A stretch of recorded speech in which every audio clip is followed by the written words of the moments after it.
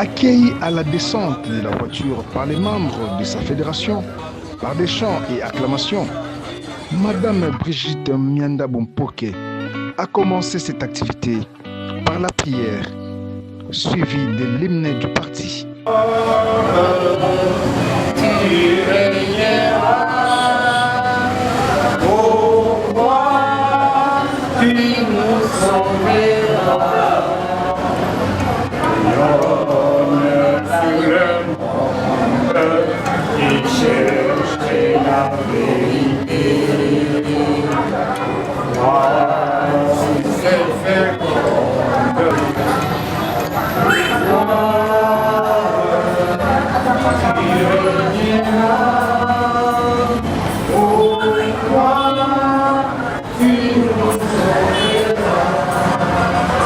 Après présentation du cadre présent, la fédérale AI de l'IDPS Kibassa a exprimé sa joie d'accueillir parmi eux les secrétaires permanents du parti, en la personne de M.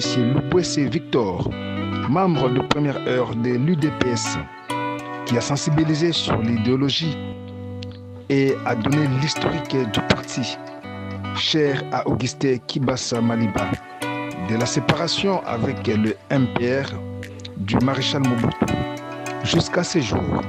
Occasion pour présenter les partenaires ASBEL et associations pour les projets à venir en faveur de sa fédération.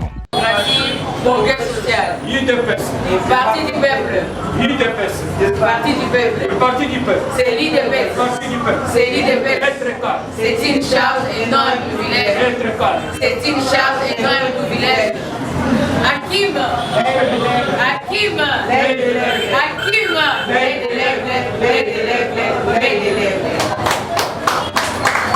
Je me présente. Moi, c'est Madame Mianda Bompoke Brigitte, fédérale AI de la FUNA. Je donne la parole au Nangalanda. Papa. Je m'appelle Victor Lupwese. Je suis secrétaire permanent de l'UDPS Kibassa et premier secrétaire rapporteur du bureau.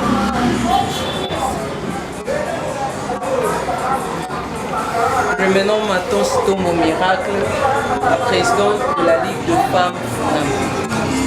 Je suis secrétaire général chargé de la sécurité. Moi, je suis le Kabila, l'architecte de la Fédération FUNAM IDPS Kibassa. Moi, je réponds au nom de Tika de Chimanga, membre de classe. Merci, je vous parle pour la maman Boujiti, maman Bana, Aoumila, il y a pas c'est belé. Pour la Nabalgamé, la coupe pour la maman Boujiti. Le salle délégué général, membre du parti. Le fédéral,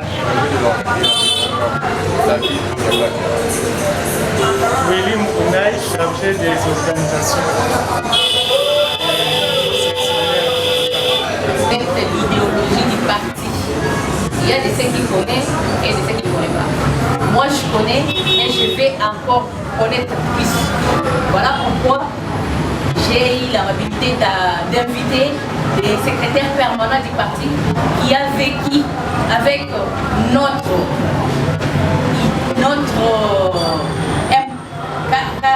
KM, Frédéric Kibassa Maliba. Il a été à ses côtés, il a beaucoup de choses à nous dire. Voilà pourquoi ça peut être peut-être pas bien, mais pour moi, quand j'avais partagé avec notre permanent, j'ai trouvé que c'est une richesse. Et j'avais organisé que nous puissions nous retrouver. On devait se retrouver au niveau du parti avec des gens de Moamba, avoir ses savoirs, ce qu'il a partagé avec notre Frédéric Kibassa Maliba. On a vraiment besoin de ça. Voilà pourquoi sa présence, je vais lui donner la parole pour qu'il puisse nous nourrir comme la Bible le dit. C'est lui qui lit beaucoup la Bible, il s'est nourri. Voilà, nous voulons connaître beaucoup de choses, ce qu'ils vont nous donner aujourd'hui. Merci beaucoup. Je suis rassuré que vous êtes en mesure de voir, de m'observer et suivre toutes les positions que je prends en ce lieu où je me trouve. Je ne voudrais pas tenir un long discours, mais je voudrais entrer directement dans le vif de la matière. Parce que je sais que je voudrais que vous puissiez vous imprégner, que vous puissiez savoir qu'il n'y a pas deux partis politiques ou trois dans ces pays qui ont eu une histoire pareille à l'UDPS, le parti auquel vous avez adhéré. L'UDPS est un parti qui a vu le jour dans des conditions qui étaient très difficiles. J'ai dit très difficiles pour quelles raisons? Puisqu'à cette époque-là, nous avions un président qui régnait sans partage. Il était dictateur. Il ne pouvait pas accepter à ce que l'autre puisse parler au nom de ces pays ou au nom d'un groupe de gens ou au nom de certaines provinces ou de certaines entités. Ce monsieur-là peut être connu de tous. Il s'appelait Maréchal Mobutu Sese Seko. Il a fait plus de 30 ans de règne à la tête de notre pays. Donc, notre parti, nous pouvons dire dans une brève introduction que sa naissance avec l'arrivée de la législature de 1977 les conseils du peuple qui étaient élus en 1977 dans notre pays. Puisque c'est cette législature-là qui avait permis à ce que le groupe dissident qui avait, ou le groupe qui avait fondé l'UDPS, émané de cette législature-là de 1977. Ils étaient 13 à ce moment-là. Et cela n'avait pas commencé directement. Ils avaient commencé à siéger au niveau de l'Assemblée comme les autres le font aujourd'hui. Bon, ils avaient constaté une chose. Puisque les questions orales, questions écrites avec débat, les interpellations existaient depuis. Mais ils avaient tenu à ce que cela soit d'actualité comme dans tous les parlements, dans toutes les assemblées du monde. Lors de plusieurs interpellations, ils avaient constaté une chose, que toutes les bévues, toutes les erreurs, les détournements, les fautes graves qui se commettaient des gestions dans toutes ces entreprises-là ou dans tous ces ministères-là étaient bénis par. Jusqu'à ce moment-là, ce n'est pas comme nous le vivons aujourd'hui. Les gens se passent de ce qui se passe au Parlement, de ce qui s'est vu au Parlement. Nous, à cette époque-là, chaque fois qu'il y avait séance plénière au niveau de l'Assemblée nationale, nous étions très intéressés, puisqu'on savait que nous devions apprendre certaines choses avec les parlementaires. Ils avaient commencé à interpeller les PDG et les ministres. Lorsqu'ils avaient interpellé les DG d'Air Zahir à cette époque-là, il s'appelait Général Bologne Maïkoussa. À ce moment-là, l'entreprise Air Zahir fut une des entreprises très florissantes de notre pays. Air Zahir avait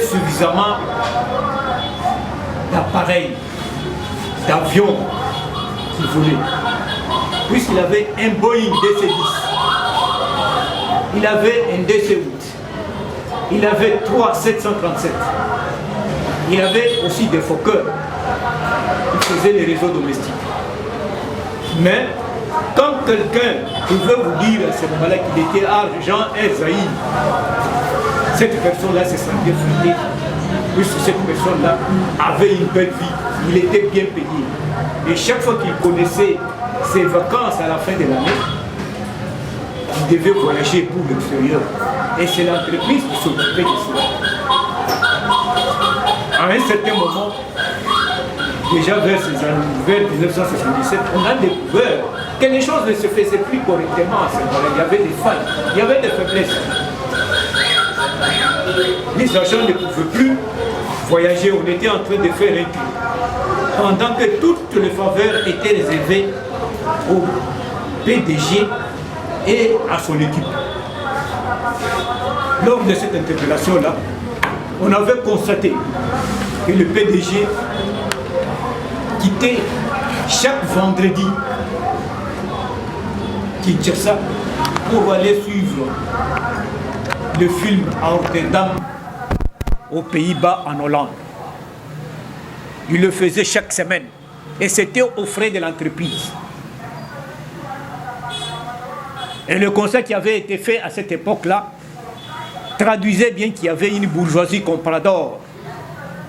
Il y avait un groupe de gens qui s'étaient en train de se taper de l'argent des entreprises, de le gérer comme ils l'entendaient, mais sans rendre compte à qui que ce soit. Personne ne pouvait le contrôler. L'inspection générale des finances ne faisait pas son travail dans ces cadres-là. Et ils avaient fait leur rapport au président de la République à cette époque. On avait interpellé aussi le DG des PTT. On avait fait le même constat que celui-là n'avait de compte rendre qu'au président de la République. Et par conséquent, la goutte qui avait fait déborder le vase, c'est quand on a pu interpeller le DG de la SOSACOM, de la Société zaïroise de commercialisation des minerais. Vous pouvez encore peut-être le connaître, vous aviez entendu parler de lui.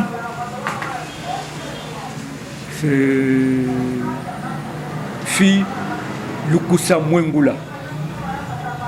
C'est un homme qui fut très fort, il changeait de voitures comme des chemises.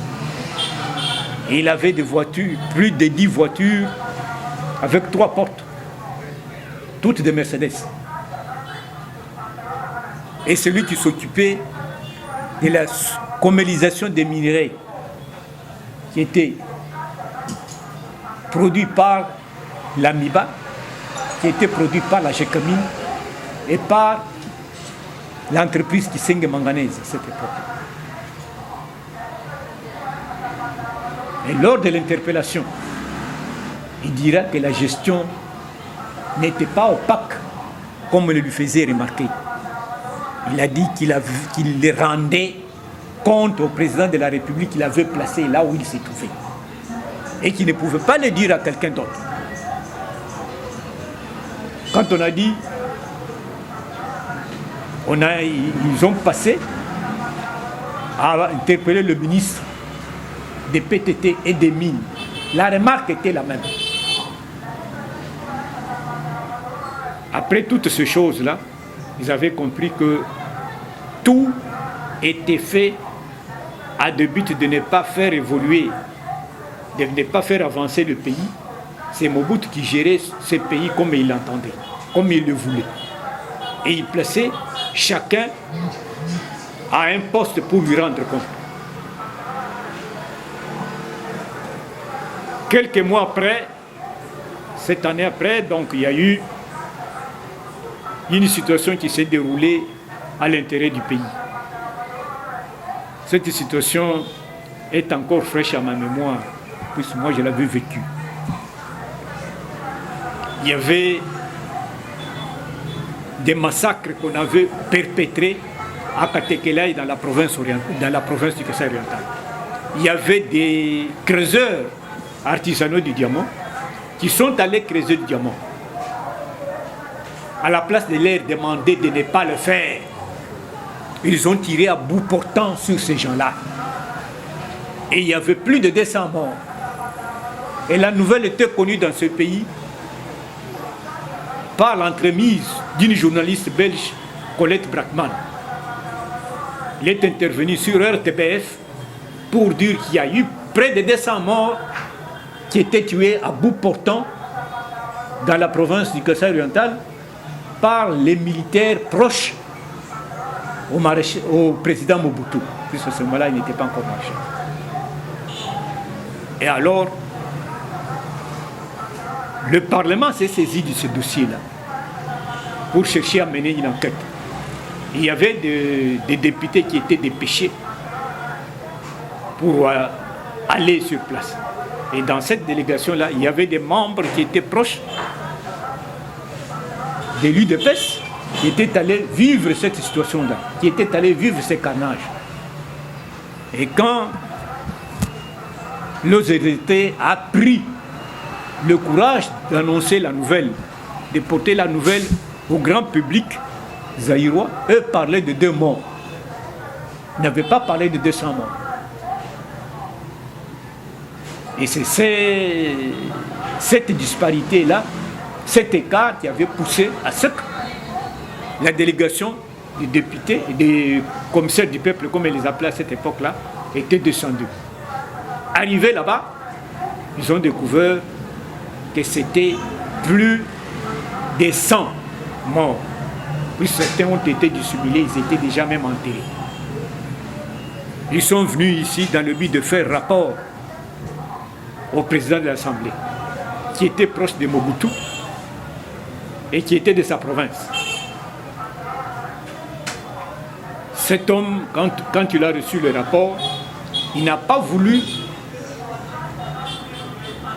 le parvenir au président de la République. Il a dit que le président ne pouvait pas supporter tout ce qui s'est raconté, tout ce qui s'est vivait. Il l'a gelé à son niveau. Et des fonds en comble, la nouvelle a fini par être portée plus haut. Et le président n'avait pas réagi. Il s'est têtu. Ils ont insisté pour qu'ils connaissent l'affaire, puisque dans cette délégation-là, il y avait le feu Tshisekedi Wangulumba et le feu Isidore Kanana qui était parti, Kassai qui était ressortissant de là aussi, et les membres d'autres provinces. Ils ont insisté. Le président ne les avait pas reçus. Et c'était passé. Cette histoire-là, l'air était resté gardé en mémoire. Il devait réagir. Mais dans l'entretemps, il y avait une certaine cogitation. Ils se sont dit que le texte du pays stipulait à ce qu'il puisse y avoir plus d'un parti politique dans ce pays. Puisque le document qui était très consulté à cette époque-là, c'était le manifeste de Lancélé. Le manifeste de Lancélé avait autorisé à ce qu'il y ait plus de 2 partis politiques. Mais le président Mobutu et son clan demandaient à ce qu'il y ait un seul parti, le MPR simplement. Et ils se sont entêtés. Ils ont fait en gestation un document qu'on avait appelé la lettre de 52 pages, qui dénonçait, ce document-là, dénonçait l'attitude mercantiliste du président Mobutu dans la gestion de la chose publique, la gestion opaque, le manque de transparence dans tout ce qui se faisait, puisque lui était devenu un homme organe. Il faisait tout sans rendre compte à qui que ce soit. Et là, on lui a dit que dans ces conditions-là, le pays ne pouvait pas aspirer à un changement ou à une avancée, puisque tout devrait être bloqué par la seule personne. Et dans ces conditions-là, c'est lui qui était le frein au développement de notre pays. Vu la situation qu'on était en train de traverser, il n'a pas souhaité à ce que le deuxième parti puisse voir le jour. Mais ils étaient en train de travailler en groupe pour pouvoir le mettre. Après avoir fait ce document-là, ils ont demandé à un groupe de parlementaires de le signer. Puisque l'ANER, qui est l'Agence nationale des renseignements ou le grand service de sécurité de notre pays, il y avait François Lakabwanga, il y avait Paul Gabriel Kapita, il y avait Biringanine Mugeruka, il y avait Biringanine, il y avait Bossassi Epolé, et si ma mémoire ne me trompe pas, il devait avoir aussi Gabriel Kyungwa Kumwanza et Proté Lumbumalo. Puisqu'il y avait des signateurs qui sortaient de toutes les provinces, presque de la République du Zaïre à cette époque-là. Pourquoi ils avaient souhaité à cette question-là des maires, tout simplement une question des parlementaires. Puisque Mobutu avait la capacité d'exécuter les gens, mais il ne pouvait pas le faire avec brutalité ou avec hargne comme il le faisait à l'époque avec les parlementaires. Ils avaient réduit cela à un cercle. Un temps après, ils ont tenu à élargir le cercle. Ils ont contacté d'autres membres. Il y a eu un commissaire politique qui était élu au Katanga, notre mentor Frédéric Bassamaliba, qui fut membre du bureau politique du MPR. Le bureau politique était plus préséant que l'Assemblée nationale. Alors, lui, en tant que commissaire politique, avait ratifié la signature. Il y avait d'autres membres qui étaient ailleurs, qui sont venus aussi adhérer. C'est le cas de Marcel Yahweh-Bois, qui fut professeur à l'université de Kinshasa à cette époque-là. Il y avait le vieux Boinkiem Nyoralian, qui était aussi une personnalité. Alors il y avait d'autres membres qui sont venus après pour adhérer au parti. Alors ils faisaient tout en catimini, puis ça ne pouvait pas transpirer. C'est le 15 février 1982 qu'ils avaient décidé de faire la sortie officielle pour la création du deuxième parti UDPS, le 15 février 1982. Et là, ils avaient déjà une mouture qu'ils avaient faite pour qu'à la présentation de ces partis-là, malgré tout ce qui se faisait, c'est le feu président Kibasa qui était le président qui parlait au nom du parti comme lui était d'un organe supérieur à l'Assemblée nationale qui était le bureau politique. Et dans la charpente, il y avait un premier vice-président qui était le Fengalou Lampandangela. Il y avait un deuxième vice-président qui était le président Marcel Yahou. Il y avait un troisième vice-président qui était Vincent Boinkiem. À ce moment-là, ils avaient aussi structuré, ils avaient mis en place un gouvernement du parti qu'ils appelaient le secrétariat national comme ça existe aujourd'hui.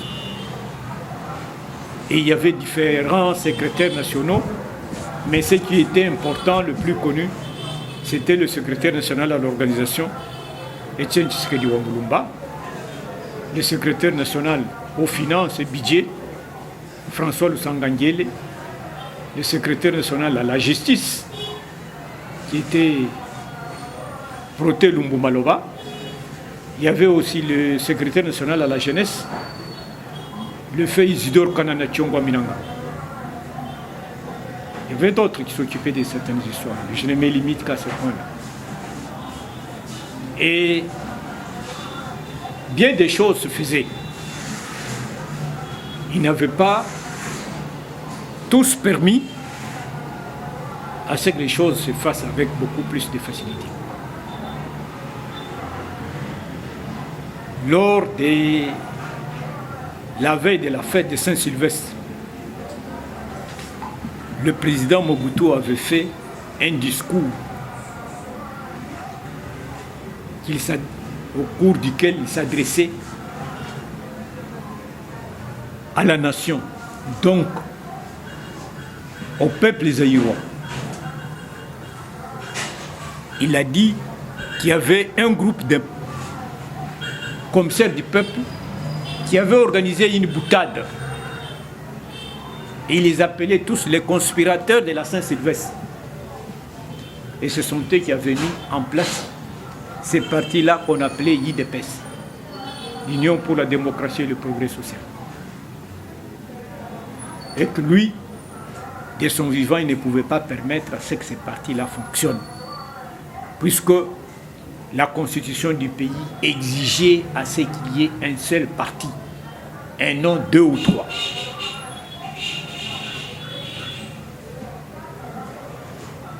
Quelques jours après la sortie officielle, ils ont tenu à rencontrer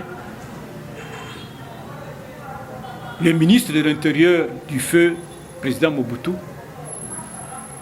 le professeur Félix Vundao Tepemako, afin de lui remettre cette lettre de 52 pages qui devait parvenir au président Mobutu. Mais celui-là n'avait pas reçu les documents facilement, mais il avait fini par recevoir les documents, mais il lui avait transmis. Mobutu n'avait pas obtempéré. Avec le conseil qu'il recevait des agents de sécurité, on avait autorisé à ce qu'on puisse arrêter ces gens-là. On arrête d'abord les 13 parlementaires.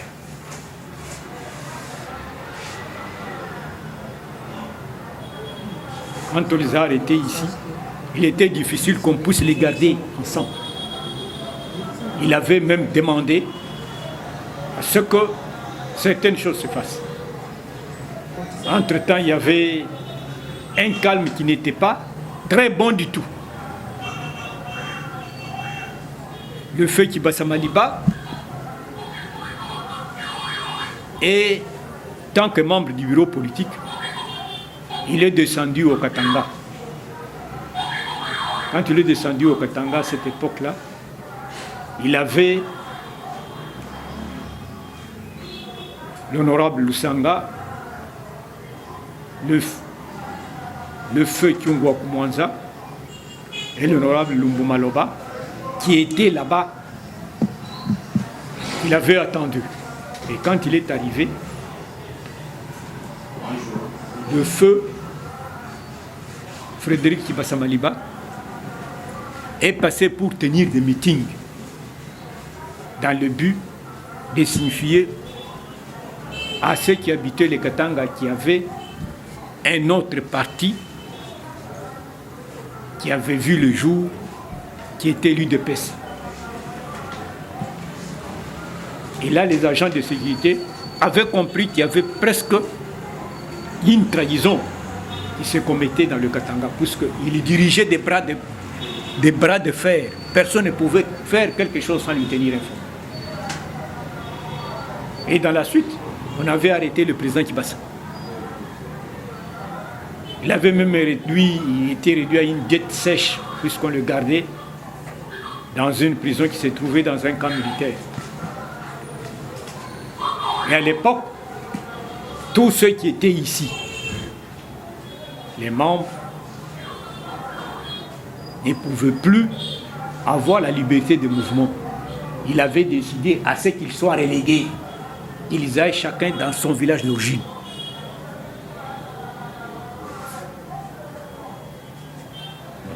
Et dans votre village d'origine, aussitôt que vous arrivez au niveau du chef-lieu de la province, de votre province, c'est le gouverneur qui s'occupe de vous. Il vous reçoit, il met tout en contribution pour qu'on aille vous déposer dans votre village d'origine. Vous ne pouvez pas rester dans la capitale. Et tout le monde était parti pour qu'il y ait la paix et la tranquillité dans la ville de Kinshasa. Arrivé là-bas, il y a eu d'autres personnes qui pensaient que tout était fini avec l'UDPS. Et pourtant, ici, il y avait toujours des petits groupes qui transmettaient même des lettres à l'extérieur, et les choses se faisaient à l'extérieur pour signifier qu'il y avait un deuxième parti qui avait déjà vu le jour. Et je reconnais même qu'à cette époque-là, il y avait des lettres qu'on déposait à la poste, mais qui ne pouvaient pas partir sans être ouvertes. On ouvre l'enveloppe, on lit le contenu. Et lorsque l'on trouve que cette lettre n'avait rien à faire avec les tenants du pouvoir, on remettait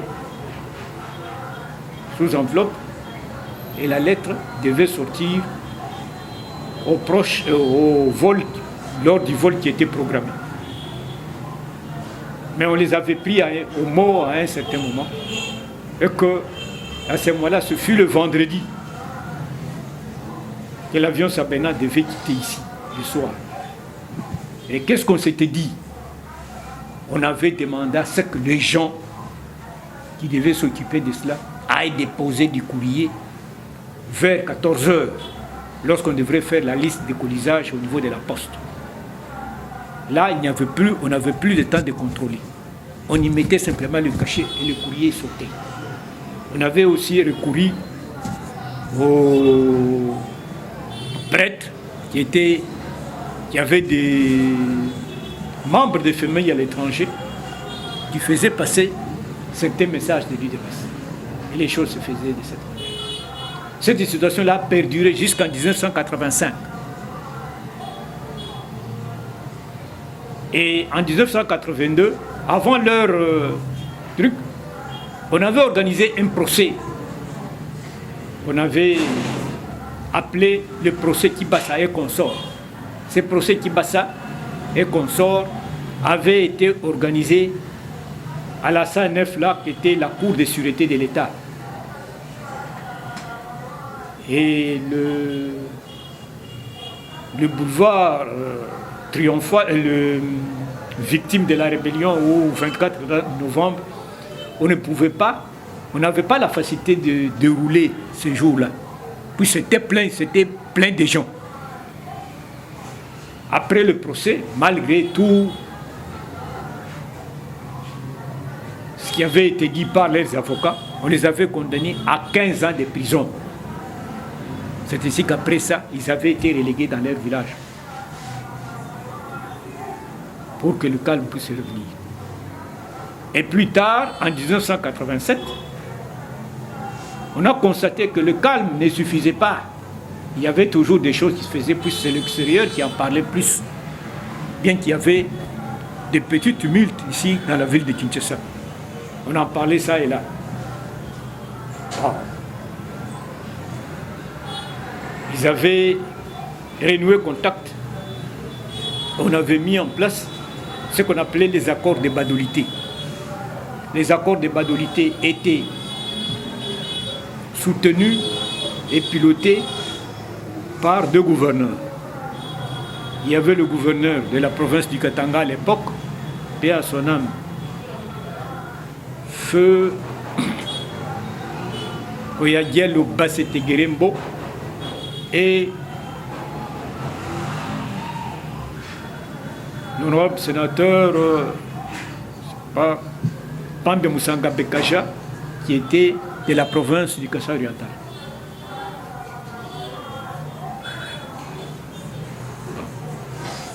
Il y avait une négociation qui s'était tenue au niveau du lac Mukamba, qui n'avait pas abouti. Il y avait lac Mukamba 2, qui n'avait pas abouti. Ils se sont retrouvés en Bujimaï, disant que les contacts étaient avancés. Mais ils avaient dit qu'ils ne pouvaient pas aller à Badolité sans la présence de Kibasa, qui était président, qui était gardé à Lubumbashi. Il fallait que Kibasa soit de la partie pour qu'il fasse Badolité. Le groupe qui devrait aller à Badolité a fait escale à Lubumbashi pour prendre le feu Kibasa, et les autres sont partis pour Badolité. Ils ont rencontré le président Mobutu. Le président Mobutu dira oui, il veut bien que les choses puissent avancer. Là, il venait même de changer son service de sécurité. Il avait mis en ce temps-là celui qui était dernièrement candidat en 2023, Roger Nkemali, comme son conseiller spécial en matière de sécurité. Celui qui avait facilité ses contacts. Alors, il leur demanda à ce que tous ceux qui pouvaient accepter de travailler avec lui, le MPR va le recevoir. Et quand ils seront au niveau des postes de commandement, soit en qualité de ministre ou de PDG ou dans n'importe quel service, ils ne pouvaient pas parler de PES. Ils pouvaient tout simplement être membres du MPR. Ils se sont entendus à ce qu'ils le fassent. Mais le fait que ce que dit François Lusanga avait dit qu'il ne pouvait pas accepter de faire partie de ce groupe. Il devait aller se faire soigner à l'étranger compte tenu des brimades, des exactions, des traitements dégradants qui leur avaient été infligés. Et là, les autres avaient accepté de travailler avec Mobutu. Ce fut le cas du feu président Kibasa, qui avait été nommé ministre de la Jeunesse et des Sports. Et il y avait Mpindu Mbwabwa, qui était nommé PDG à l'INSS. Il y avait Bossassi Epolé, qui était nommé PDG à la régie maritime zaïroise, actuellement CFM, dans le Congo central, plus précisément où c'est après Matadi de l'autre côté. C'est là qu'était le truc. Paul Gabriel Capita était rentré dans l'armée. Et il y avait d'autres personnes qui avaient des petits postes. Mais il avait tout fait pour que ces gens-là soient minutieusement contrôlés de par leurs faits et gestes par les services spéciaux.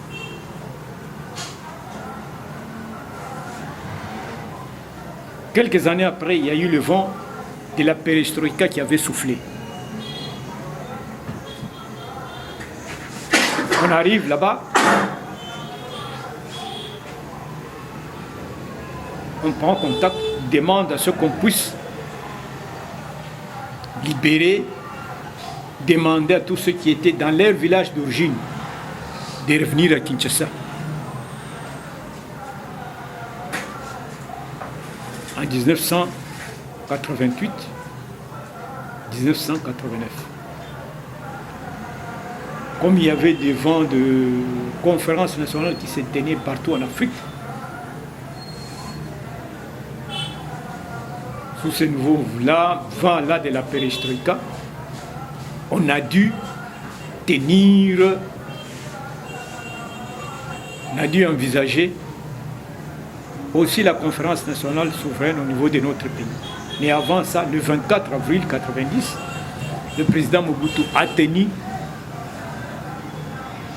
un discours à Lancelé, où il avait invité même les responsables des provinces et certaines personnes là-bas à Lancelé. Le jour qu'il avait tenu ce discours-là, il avait plaidé, puisque c'est ce jour-là qu'il avait déclaré le multipartisme pour la première fois dans notre pays. Au cours de ce discours-là, il dit écoutez mon émotion, tout ça, quand il a dû fondre en larmes, il avait déclaré un multipartisme à 3. Puisqu'il reconnaissait simplement le MPR, l'UDPS et un autre parti qui était le FCN, le Front commun des nationalistes,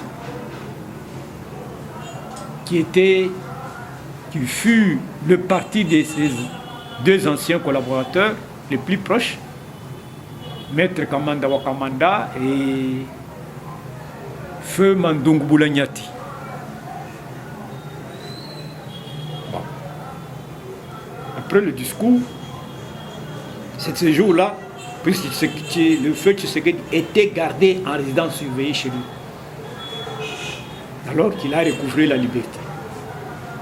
Après ce discours-là.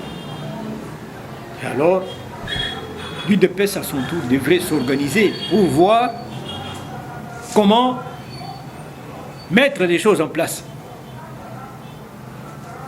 Et ce n'était pas facile. Puisqu'il avait déjà en face de lui deux partis, le MPR et le FCN.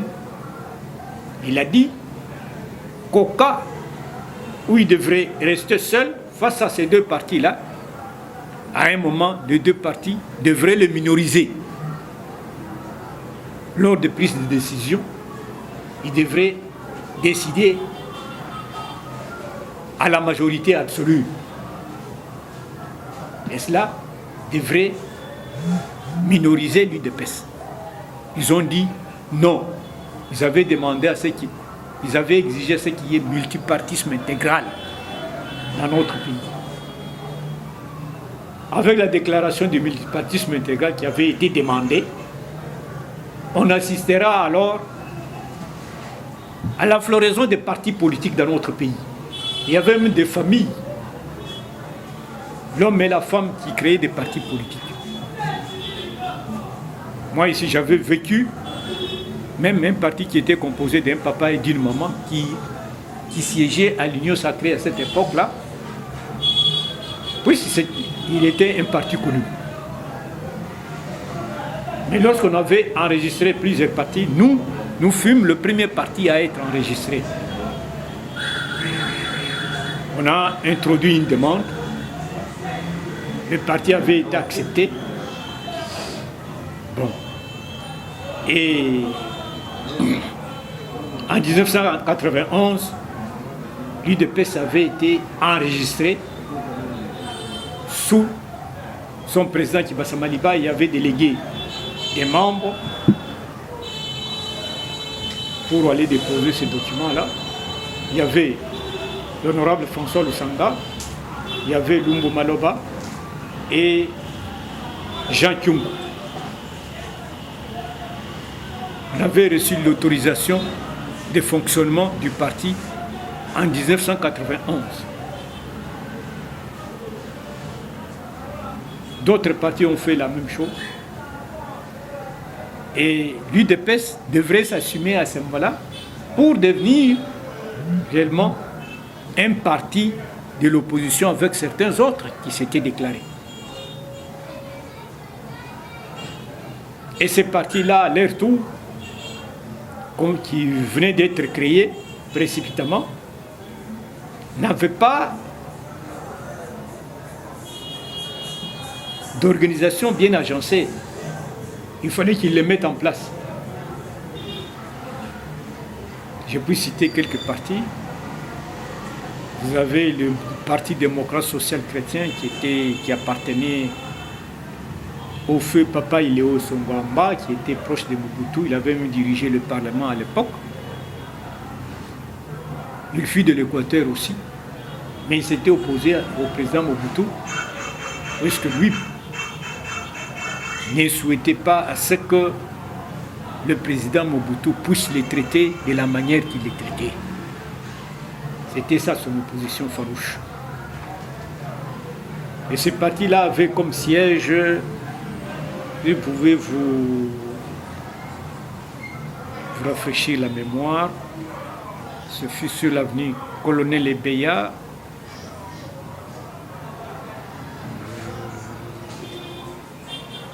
non loin de l'ACP, à droite. Ce siège-là abritait d'abord le siège d'un organisme chrétien qui faisait passer les tests d'embauche par l'encadrement des prêtres. C'est là qu'ils avaient élu domicile. Il y avait d'autres partis, le Parti démocrate chrétien, il y avait plusieurs autres partis qui avaient vu le jour. On avait comptabilisé plus de 400 partis politiques à cette époque-là. Mais tous ces partis-là n'avaient pas la même taille. Il y avait des partis qui étaient forts suite aux dirigeants, et il y avait d'autres partis que nous connaissons qui avaient la manière, qui se comportaient ou qui passaient leur temps comme nous le vivons aujourd'hui. Puis ces partis-là n'avaient pas d'ancrage, ne pouvaient pas tenir des meetings, ne pouvaient pas rassembler les membres comme nous le faisons ici. Tout ça, Feu Roger Gisanga est tombé là-bas. On l'a amené quelque part dans un centre. On a dit, mais vous avez amené quelqu'un qui est déjà mort. C'est sous ce coup-là qu'il était décédé. La mort du Feu Gisanga, en 1995, traduisait carrément la scission du parti. Plus les gens ne savaient plus s'approcher, il y avait beaucoup de choses qui ne marchaient pas. Alors,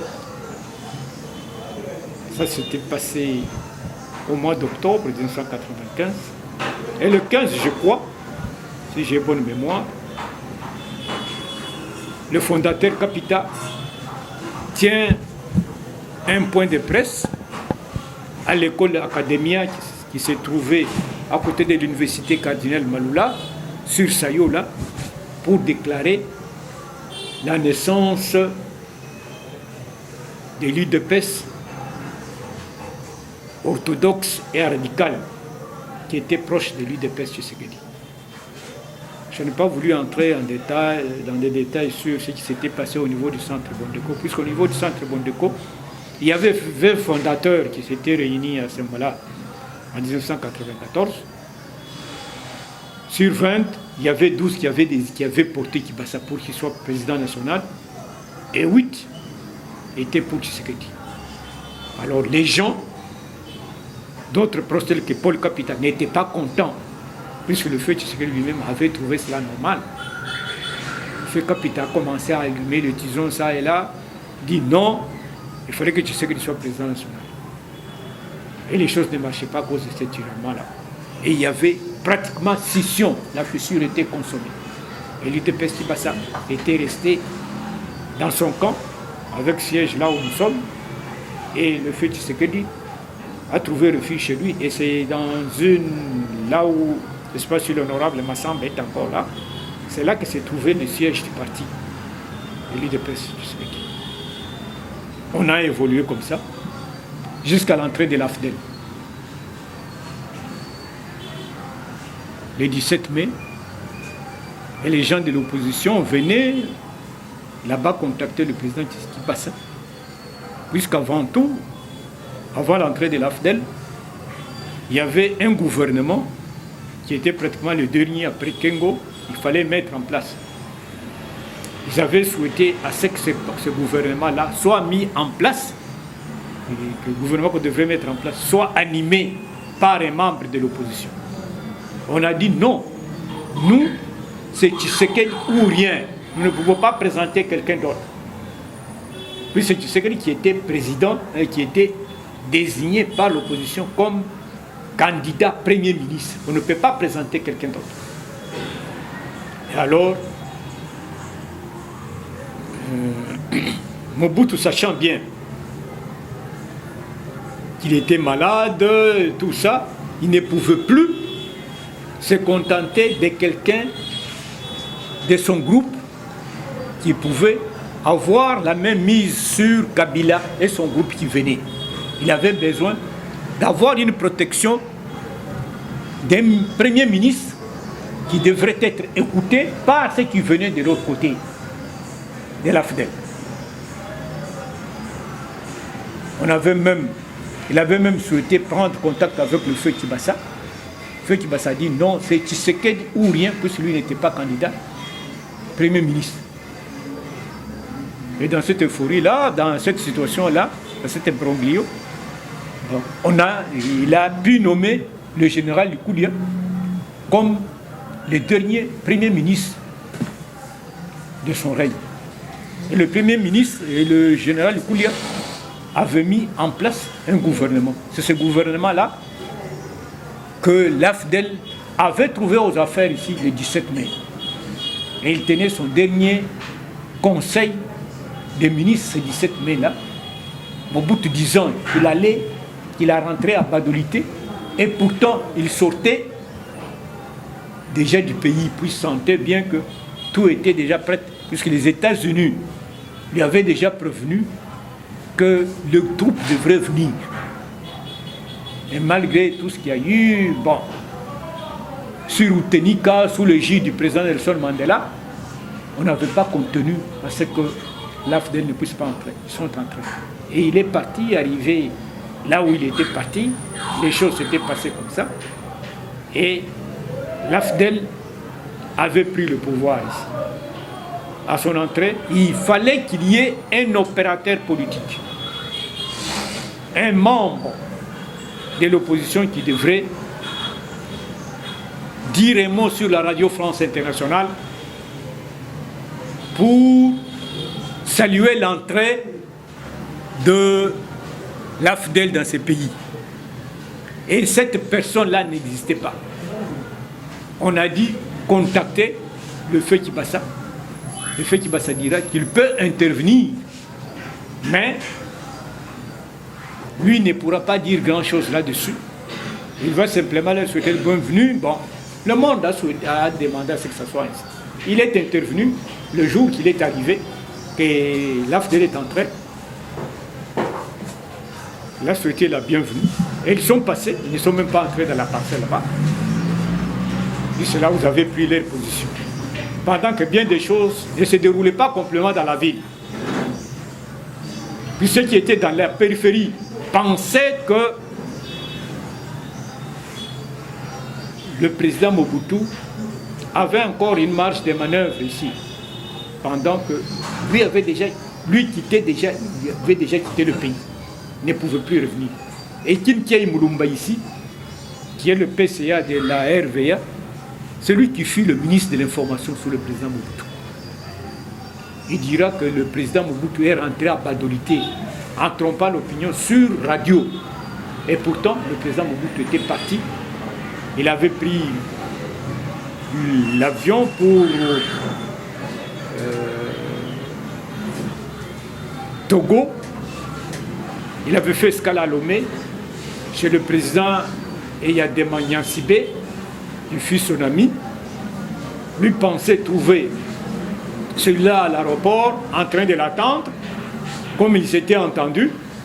Mais Eyadema Nyansibé dira non, le président Mobutu n'était plus quelqu'un à présenter dans son pays. Lui était parmi ses amis intimes. Le président Mobutu devrait rester là-bas, puisque lui avait déjà envisagé de faire une tournée de 3 jours à l'intérieur de son pays. Et que cela avait déjà raté plus de 3 fois. Il ne devait plus continuer à cautionner cela. Il devrait arriver là. Il a laissé le président Mobutu à l'aéroport. Et le président Mobutu était dans tous ses états. Et avec Ngwanda qui lui disait que ce fut un refus poli du président Eyadema. Il ne pouvait pas continuer à rester sur place au pays. Il devrait quitter pour trouver mieux ailleurs. C'est ainsi que la délégation du feu maréchal Mobutu était allée jusqu'au Maroc. Arrivés à Rabat, ils avaient été accueillis par le roi. Et pendant tout cela, c'est là qu'il avait aussi fini ce jour. Et les histoires ont pu se faire comme nous les vivions aujourd'hui. Nous continuons à se faire comme nous les vivions aujourd'hui. Après l'entrée de l'AFDEL, il y a eu ce qu'il y a eu.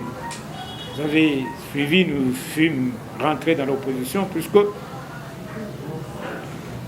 en 1998, il y avait une autre attaque des proches de l'AFDEL qui ne voulaient pas à ce que Kabila puisse régner des mains de maître. Il devait être évincé pour être remplacé. Je ne vous apprends pas, beaucoup d'entre vous ont suivi toutes ces étapes-là. Et le président Mobutu avait été... Et le président Kabila avait été tué. Merci. Et les choses ont pu continuer. Et en 2001, Kabila, le jeune, est arrivé au pouvoir après la mort de son père, dans les conditions que vous connaissez. Et en 2003, notre mentor était décédé. Le parti avait à sa tête la seule configuration du parti, qui avait les anciens collègues, les anciens membres du collège des fondateurs. Il y avait le président Lumbu, il y avait l'honorable Lusanga, il y avait Mama Georgette Totalaba, qui est actuellement aux États-Unis, et notre président ici avait été membre de la direction. Alors des choses se faisaient, pas à grand bruit. On avait vite compris qu'il fallait un nouveau vent pour que les choses changent, pour apporter du changement. Et ce changement-là est allé presque trop tard. En 2006, quand il a organisé les élections, même vous connaissiez comment ces élections s'étaient passées. En 2011, on a révisé la Constitution aussi. Les élections s'étaient déroulées comme vous l'aviez suivi, puisque c'est le feu Étienne Tshisekedi qui devrait passer, mais comme lui était fort, les résultats étaient proclamés dans les conditions que vous connaissez. Il avait pris la palme. Et en 2015, il était prévu qu'il organise des élections.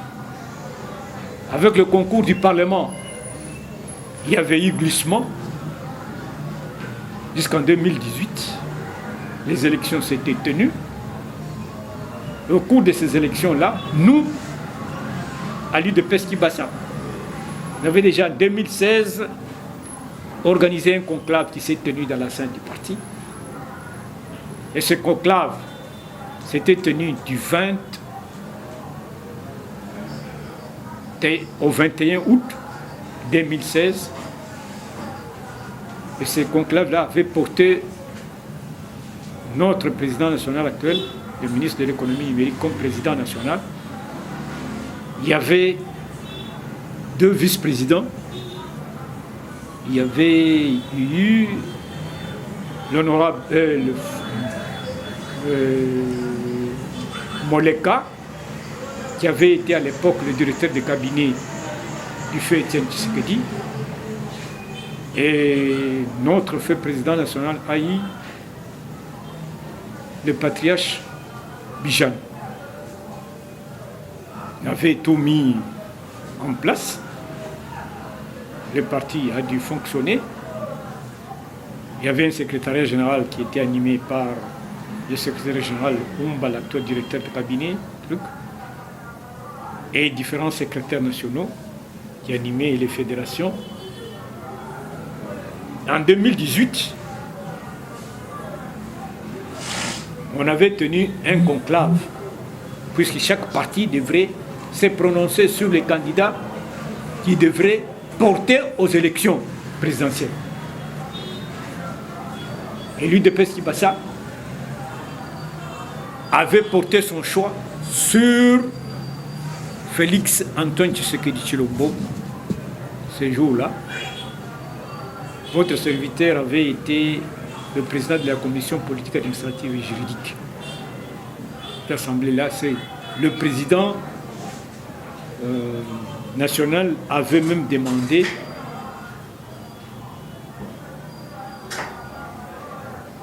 au président Tshisekedi, Félix, de venir au parti. Ces jours-là, il était venu saluer les membres qui étaient trucs. Il s'était retiré au bureau du président national là-bas, où ils avaient fait un temps, puis il était sorti, il y avait une pause de photos, il s'était tenu à l'entrée là, puis il était reparti. Alors, il y a eu ce qui s'était passé à Genève. Nous avions déjà notre candidat. On n'avait pas souhaité à ce qu'on puisse porter un candidat autre que celui que nous avions déjà désigné. Félix Antoine Tshisekedi Tshilombo. Bon. Lors de leurs assises de Genève, la première dame actuelle ne pouvait pas entrer avec son téléphone à l'intérieur où se tenait leur cogitation.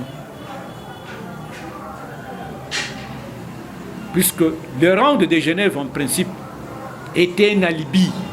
Il ne pouvait pas avoir lieu si les Congolais étaient sincères.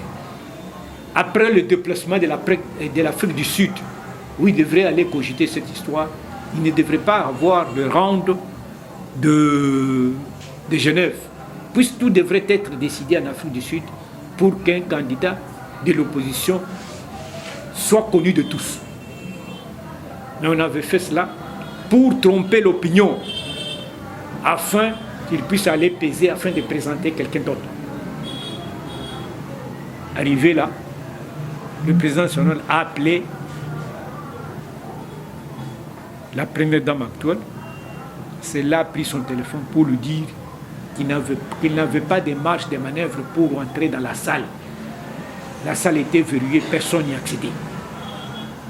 Il fallait que les membres qui étaient là puissent décider. Puisqu'il y avait VK Vital Kamere,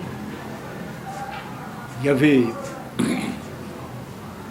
Fayoulou, il y avait l'autre ici que le président avait, Matungulu et Mouzito.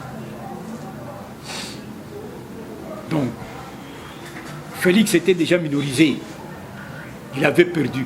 Et lui s'est prononcé pour dire que c'est celui qui avait passé Fayoulou qui devrait être candidat de l'opposition au prochain scrutin présidentiel.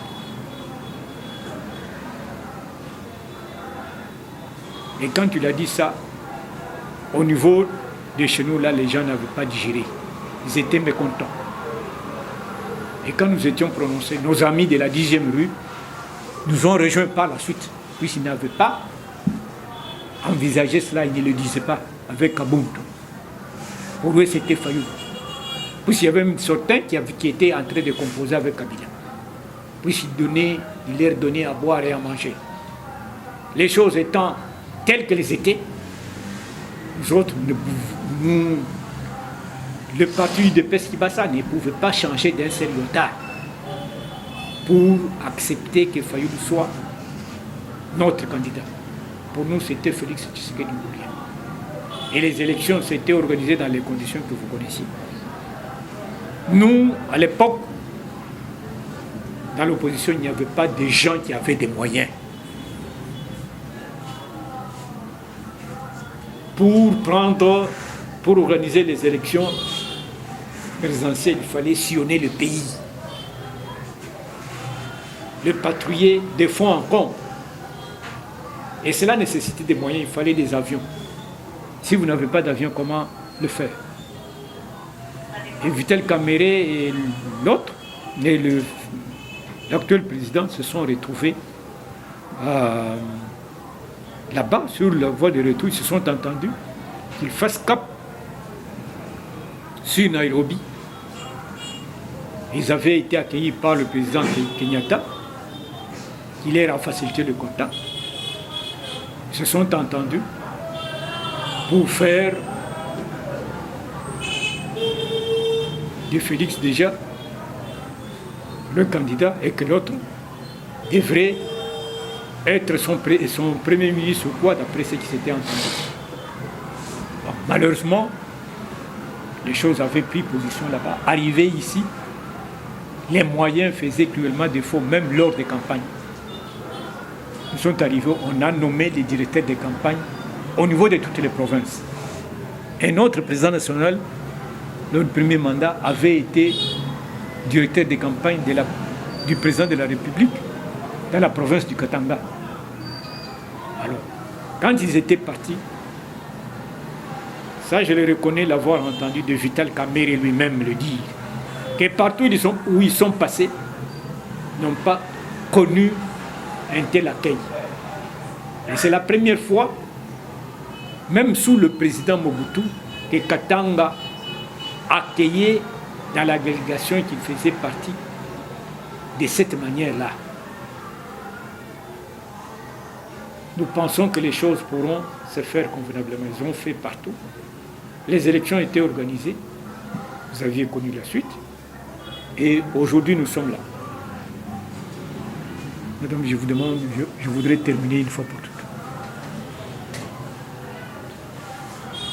Nous sommes devant vous aujourd'hui avec un parti politique qui a une assise, qui est structurée, qui a un siège et qui est connu même de l'extérieur par bien des gens.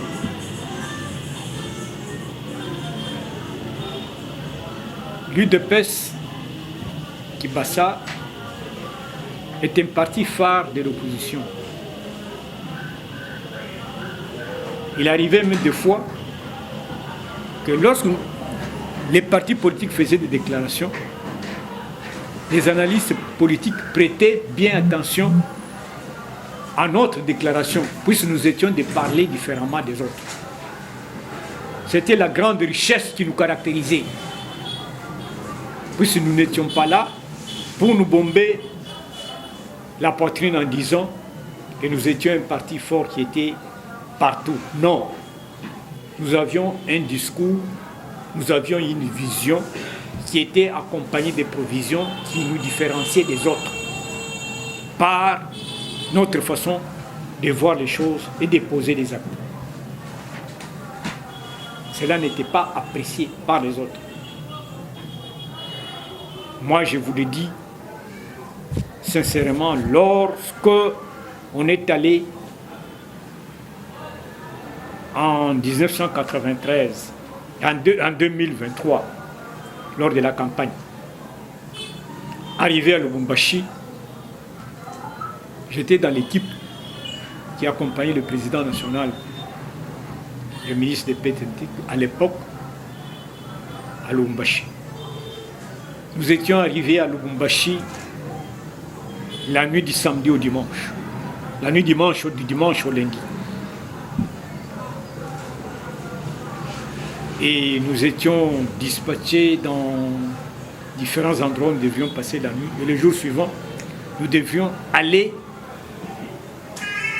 dans le territoire de Kasenga, qui était sa circonscription électorale.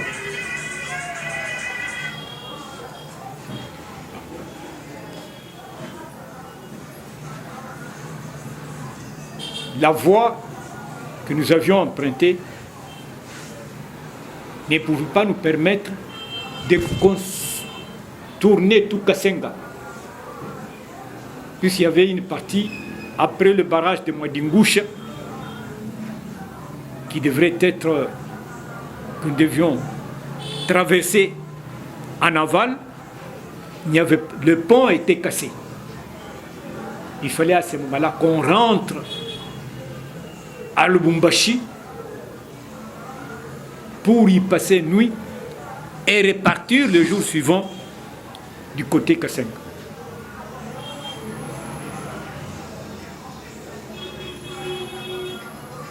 On était arrivé sur ce lieu-là à 15h30. C'était fut un grand village. Après le barrage de Mwadingusha, c'était pratiquement à 10 ou à 12 km. Il avait tenu son premier meeting là-bas, à 16h30. Nous sommes allés vers 17h20. Il a tenu un deuxième meeting là-bas. Et lui pensait qu'on devait traverser. Il dit non, là il faut carrément jeter un pont ou vous rentrez à Lubumbashi pour revenir. Nous avons quitté là à 18h. Nous sommes rentrés pour arriver à Lubumbashi à 21h30. Nous avons passé la nuit à Lubumbashi. Le jour suivant, nous sommes repartis de l'autre côté. Nous sommes arrivés au chef-lieu de l'archidiocèse de Kilokasenga.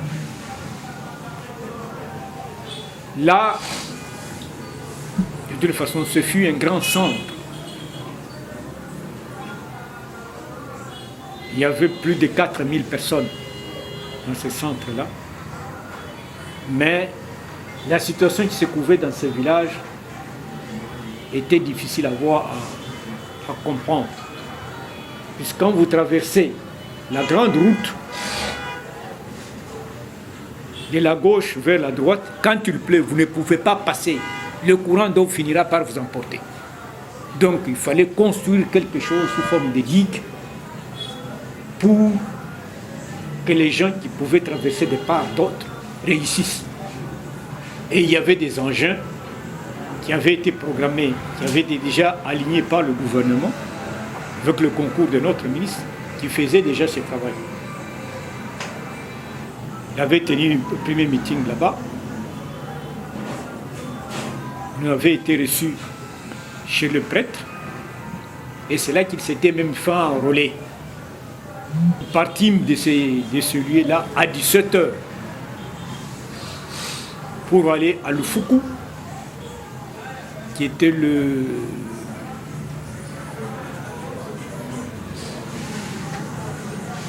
lieu où son père avait vécu à un moment, mais il faisait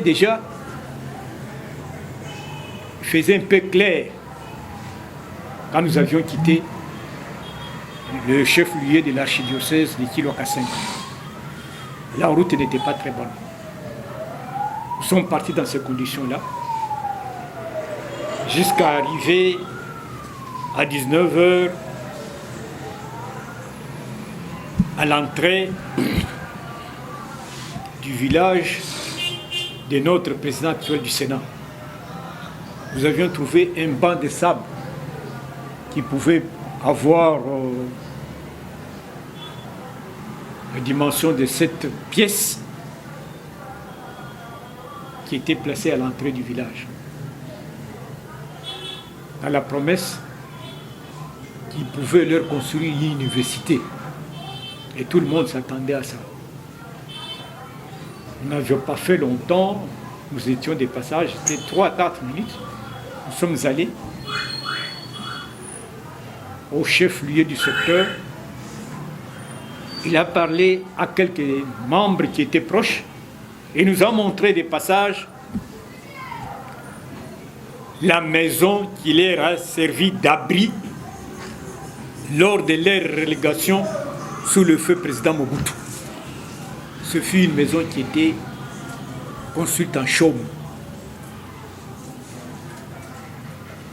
Et nous ne pouvions pas y accéder ce soir-là puisque on était en train de partir, le ciel était couvert, la pluie s'annonçait, il fallait qu'on aille. Et à bord du véhicule que je prenais, il y a même un monsieur qui est un cadre du parti. Il disait que c'est mieux qu'on dépasse l'entrée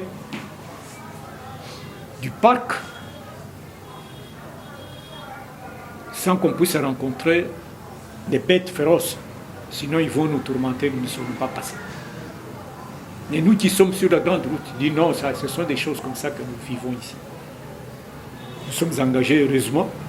Nous sommes partis de là. Nous avons dépassé l'entrée du parc. Nous avons continué Mais la pluie nous a surpris. Mi-chemin, il a commencé à pleuvoir abondamment. Il a cessé. Et quelque part, nous nous étions embourbés. Nous avons dépêché plus. Il y avait une délégation qui avait près de 15 ou de 16 jeeps.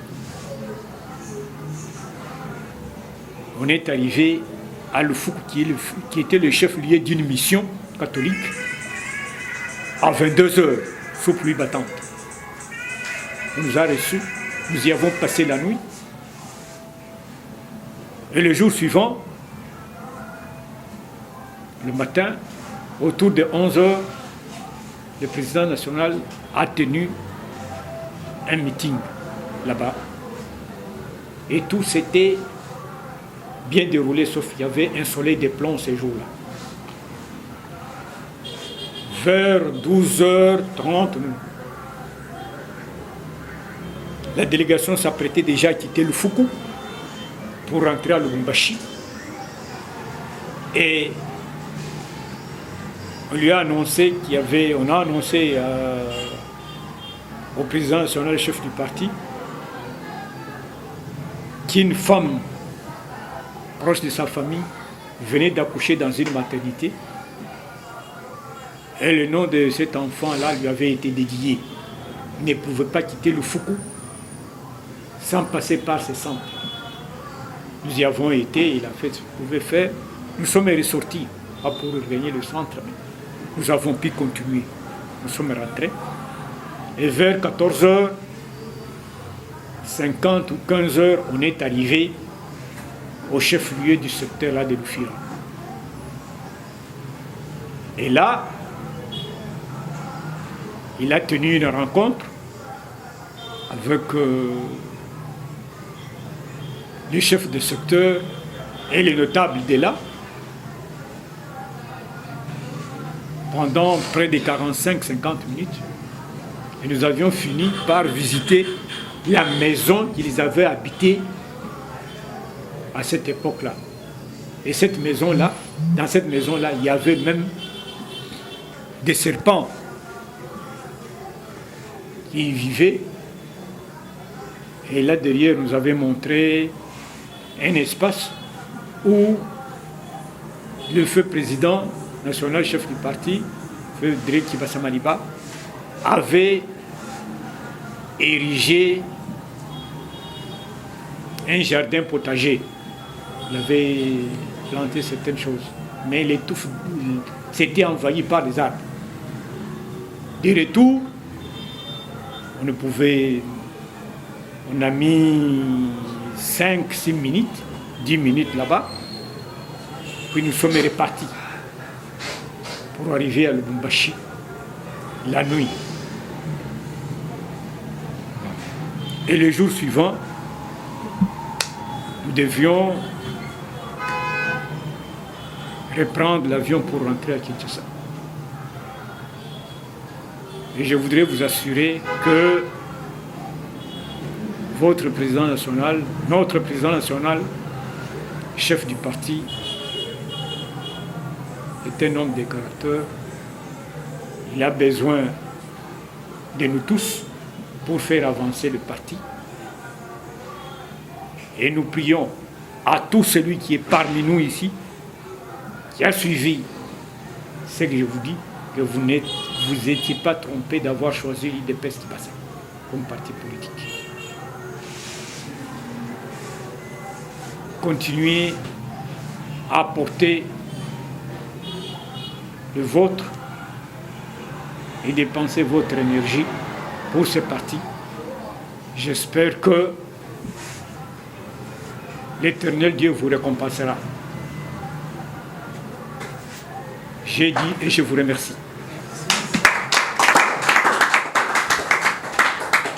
Tu nous as vraiment enrichis. Et Dieu vous bénisse. On n'était pas là. Ce que vous nous avez dit aujourd'hui, c'est vraiment riche. Je ne sais pas si c'est moi-même et tout le monde. En tout cas, merci beaucoup.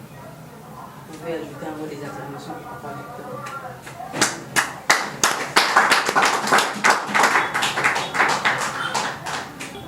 vais même m'interrompre, après un temps comme Madame la Présidente vous l'a dit, on pourra parler de l'idéologie et de la doctrine pendant 10 ou 15 minutes pour vous réfléchir avec moi, parce qu'il n'y a pas beaucoup de choses à dire.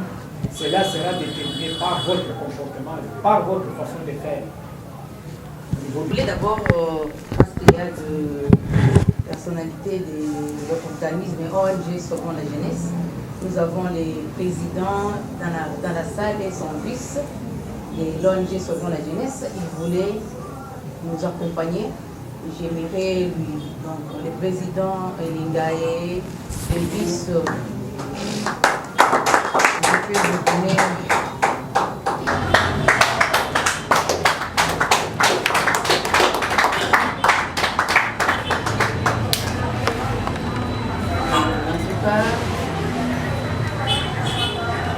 La présence du président de l'ONG et du vice, il veut nous accompagner. Dans l'ONG, moi je suis coordonnatrice. Comme je suis dans le parti fédéral, notre ministre ne peut pas nous donner tout le monde le travail. Alors l'ONG fait toujours des projets. Et par là, il veut nous accompagner. Quand ils m'ont écrit, j'ai dit oui. Je vais parler à l'équipe comme nous avons notre première réunion. Et j'en profite, je donne la parole au président Elinda de l'ONG Sauvons la Jeunesse. Merci. Bonjour à tous. On ne va pas trop prendre de minutes.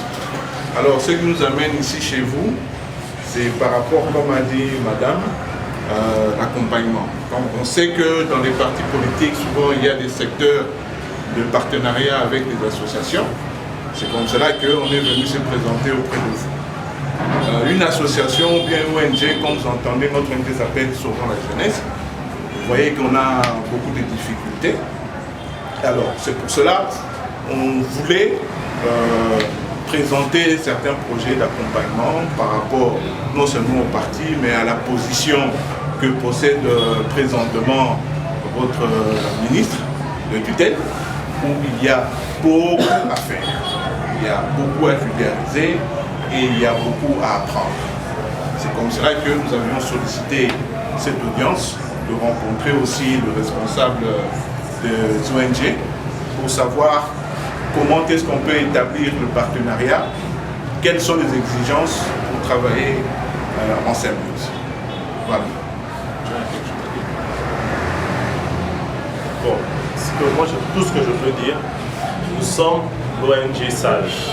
SAGE qui veut dire, SAGE c'est un sigle qui veut dire Sauvons la Jeunesse. Aujourd'hui, une jeunesse qui n'est pas orientée nous mène vers le dégât. Mais lorsque nous sauvons la jeunesse, nous l'orientons, on peut arriver vers de bonnes initiatives. Merci. Alors, comme vous constatez, mon vice-président, c'est presque mon enfant. Donc, on essaye de travailler en tandem pour léguer aussi ce que nous savons. Voilà. Merci. Moi, je pense que ce que je peux vous souhaiter, soyez le bienvenu. Nous sommes bien ouverts et on va travailler ensemble. Faire des projets, comment mettre en pratique. En tout cas, on est ensemble. Merci. Merci. Je vous assure que c'est une grande ressource de vous apporter notre fédération au niveau de la volonté. Nous avons toujours besoin de tout le monde pour pouvoir avancer. Vous savez que bien des personnalités dans ce pays ont pris l'ampleur, ont eu un certain impact après avoir dirigé des associations. Je ne vais pas par quatre chemins. Je vous cite le cas de Batu Lukwebo. Batu Lukwebo a passé tout son temps avant de créer son parti là dans les associations. Et le feu président Tshisekedi l'appelé président à vie de la société civile.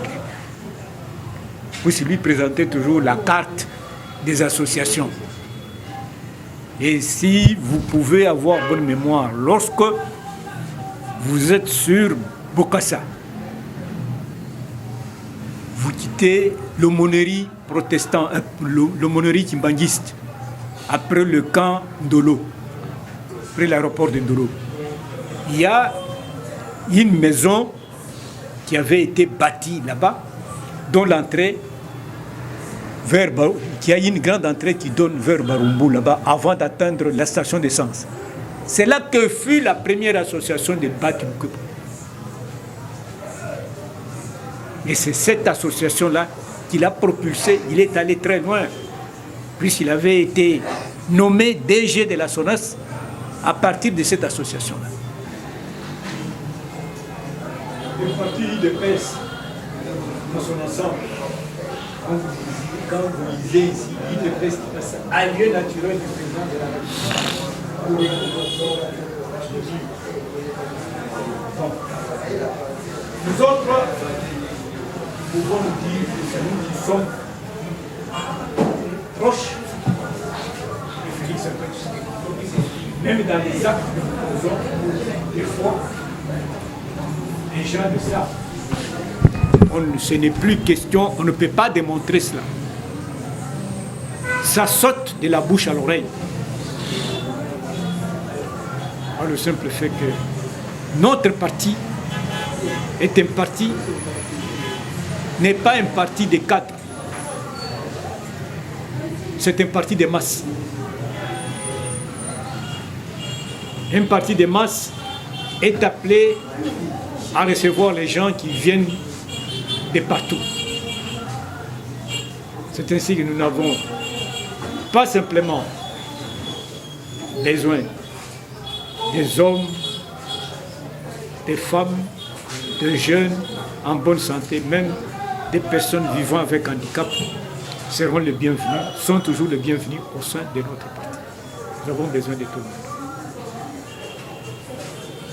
Étant un parti des masses, l'UDPS ne pouvait pas accepter d'être un parti des libéraux. Les libéraux, je m'explique, ce sont des gens, des membres, des responsables qui peuvent vendre le pays pour leurs intérêts. Ça, ce sont des libéraux. Vous pouvez être dans un parti des libéraux, eux ne voient que leur avantage. Ils ne voient pas l'avantage de la population. Ils peuvent hypothéquer les intérêts de la population pour leur avantage. Ça, ce sont des libéraux. Et nous avions accepté la doctrine socialiste, puisque nous sommes, notre idéologie, c'est la sociodémocratie. Nous tenons à ce que toute la population aspire au bien-être.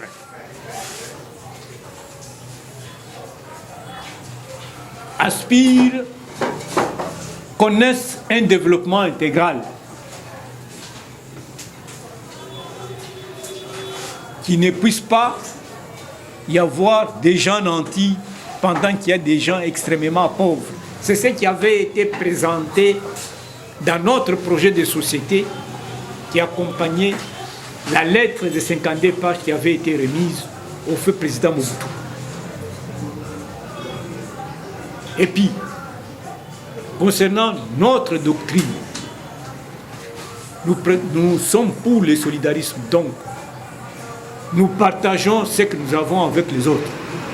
Nous ne pouvons pas nous dire que ça c'est un bien privé, je ne peux pas le partager avec tel ou tel autre. C'est à moi, non.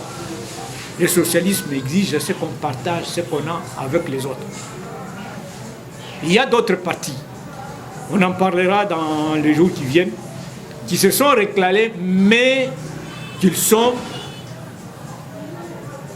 de la doctrine socialiste. Mais à voir les actes qu'ils posent, ça et là, vous pouvez dire qu'ils n'incarnent pas le socialisme ou le solidarisme. C'est là la grande différence. Donc, vous ne pouvez pas vous dire que vous êtes dans un camp où on ne vous connaît pas. Nous avons besoin de vous tous. Nous avons besoin de tout le monde.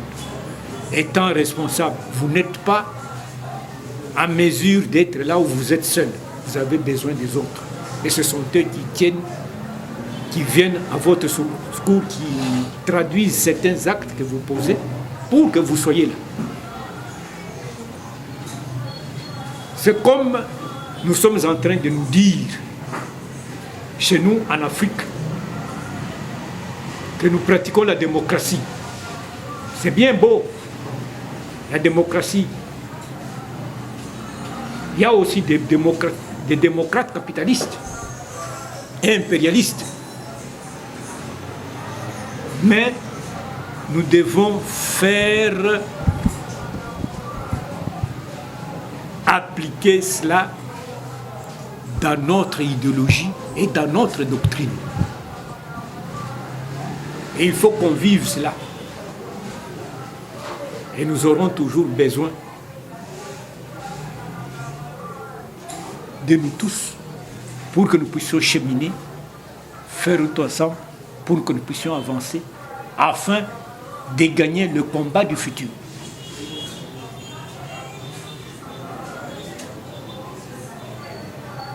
Concernant le fonctionnement, je vous assure que nous sommes un parti qui avait connu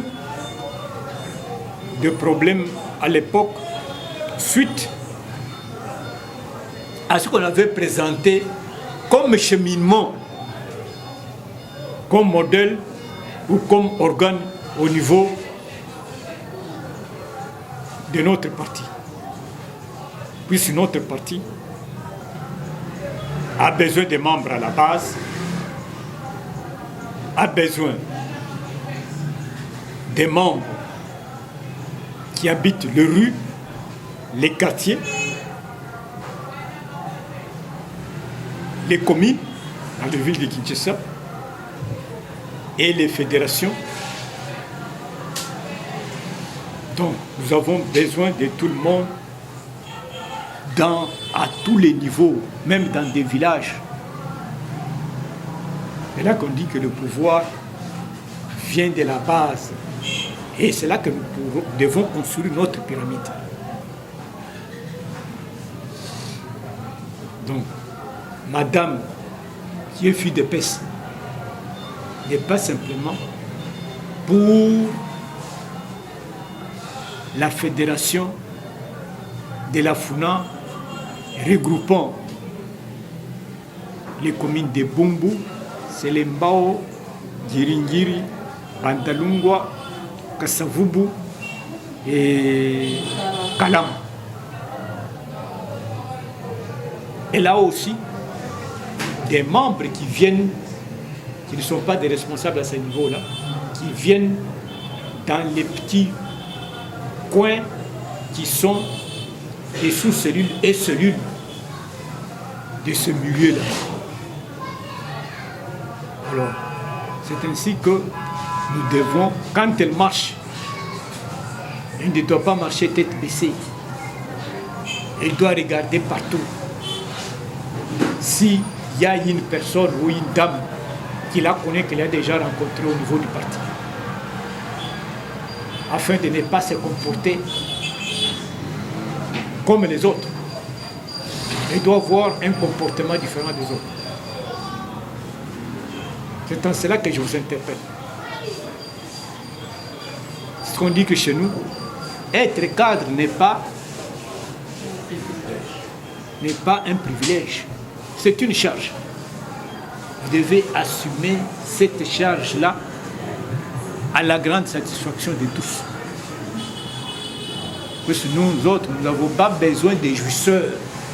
Nous avons besoin des gens qui sont en mesure de traduire convenablement ce qu'ils doivent normalement bien faire. C'est ça notre préoccupation.